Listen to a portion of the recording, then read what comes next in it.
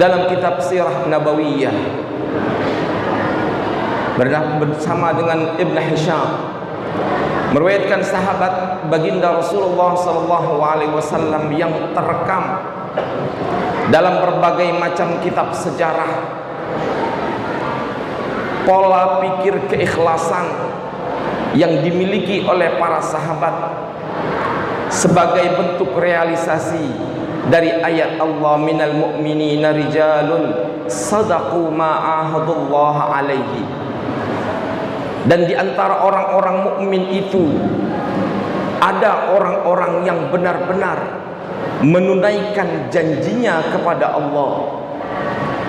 Faminhum man qadha nahbahu, di antara mereka ada yang menjumpai ajalnya dengan menunaikan janji. Wa minhum man yantazir, dan di antara mereka ada yang menunggu-nunggu. Wa ma baddalu tabdila, dan mereka sama sekali tidak goyah hatinya untuk selalu mengamalkan keikhlasan dalam setiap hari keseharian dan ibadahnya hanya untuk Allah Subhanahu wa ta'ala. Ana aghna syuraka'u 'anil syirki. Rasulullah sallallahu alaihi wasallam dalam sebuah lisannya, dalam hadis qudsinya, aku, kata Allah, tidak memerlukan amal yang kalian mempersekutukan kepadaku. Sahabat Rasulullah sallallahu alaihi wasallam Mukhairiq An-Nadhari Al-Israili, orang Yahudi yang begitu sangat kaya raya, terkenal memiliki kebun yang jumlahnya tidak terbatas di kota Madinah Al-Munawwarah. Ketika hatinya disentuh oleh Allah untuk masuk dalam agama Rasulullah sallallahu alaihi wasallam dengan hati yang paling tulus, walaupun baginda Rasulullah sallallahu alaihi wasallam tidak mengetahuinya, Mukhairiq An-Nadhari Al-Israili secara terang-terangan dengan lantang di hadapan para Yahudi Madinah Al-Munawwarah, Mukhairiq mengatakan dengan tegas, inna Muhammadan nasara lil haqqi alladhi ba'athahu Allah. Wahai orang-orang Yahudi, sesungguhnya apa yang dibawa oleh Muhammad Rasulullah SAW adalah kebenaran yang datang dari Allah, sehingga Muhammad dan para pengikutnya akan terus mendapatkan kemenangan dalam setiap peperangan yang engkau tabuhkan, wahai orang-orang Yahudi.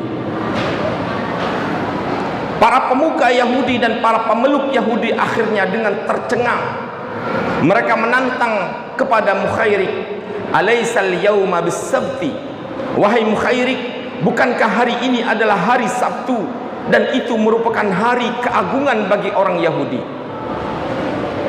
La sabtal yaum. Kemudian Mukhairiq pun berkata, tidak ada lagi hari Sabtu yang engkau anggap suci. Saat ini aku akan bergegas dan mengikuti Rasulullah sallallahu alaihi wasallam berperang menuju Uhud yang disebut sebagai perang Uhud. Diambillah segala macam senjata, berawal dengan mengucapkan kalimat syahadat, seraya masuk dalam medan pertempuran Uhud yang begitu sangat sengit, sehingga dia berkata dengan lantang, in kutiltu al yauma famali kullahu li Rasulillahi sallallahu alaihi wasallam haitsuma arahullahu ta'ala. Andaikan aku wafat, andaikan Allah takdirkan matiku di perang Uhud ini, maka ketahuilah sesungguhnya harta yang aku miliki dari 7 kebun kurma yang begitu sangat luas, aku hadiahkan kepada Rasulullah sallallahu alaihi wasallam. Aku hadiahkan kepada Rasulullah, tergantung beliau membagikan atas nama fi sabilillahi ta'ala. Lantas dijumpailah Mukhairiq dalam rentetan kaum muslimin yang syahid dalam perang Uhud. Diberitahukanlah kepada baginda Rasulullah SAW.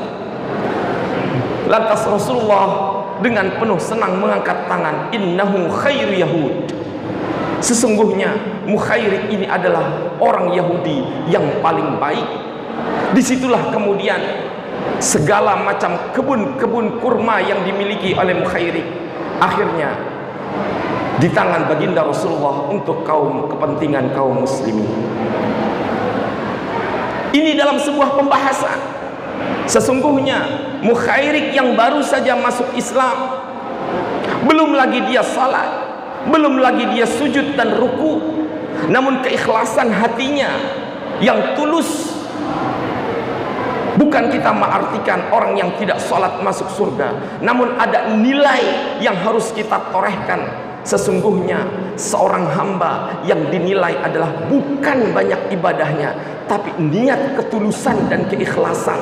Allah tidak akan melihat angka, Allah tidak akan melihat nominal, Allah tidak akan melihat jumlah, tapi yang Allah lihat adalah ketulusan, keikhlasan ketika seseorang melakukan ibadah kapan dan di mana saja.